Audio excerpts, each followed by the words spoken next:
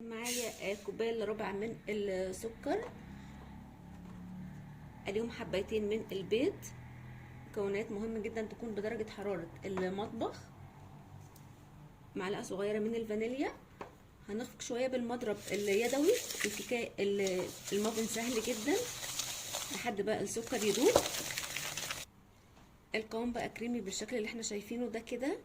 دلوقتي بقى هنزل بنص كوبايه من الحليب الدافي، نص كوبايه من الزيت النباتي. دلوقتي ربع كوبايه من الكاكاو الخام، عليهم كوبايه وربع من الدقيق. طبعا كل الحاجات دي منخوله. معلقه كبيره من البيكنج باودر. حاول بس كده اقلبه مع بعض الدقيق والبيكنج والكاكاو، ورشه من الملح. هخلط لحد ما المكونات كلها تتجانس. اخر حاجه هحط شويه كده من الشوكولاته بالحليب المتقطعه قطع صغيره، ممكن تكون شوكليت شيبس زي ما احنا حابين. اي شويه شوكولاته كده نحطهم. نقلب بقى اخر حاجه، والقوام اللي احنا شايفينه ده كده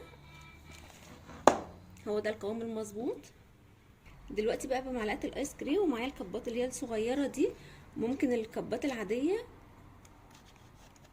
اي حاجه حابينها. هحط في كل كب معلقه واحده بس من معلقه الايس كريم، عشان كده بعاير بيها. او ممكن معلقه الاكل عادي جدا، بحط معلقه او اتنين بالشكل ده كده. هخلص كل الكميه اللي معايا. والقوام ده القوام المظبوط. مهم جدا يكون قوام المافن بنفس القوام ده كده. دلوقتي كمان معايا شويه شوكولاته متقطعه كده، نحطها بقى شويه كده على الوش. بعد كده انا ادخلها الفرن على درجه حراره 180 على الرف الاوسط.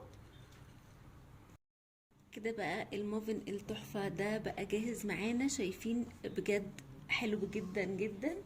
نفتح واحده مع بعض نشوفها من جوه. نشيل بس الكبات اللي جوه. شايفين بقى بجد حلو قوي قوي قوي. شايفين بقى من جوه بجد حلو جدا جدا.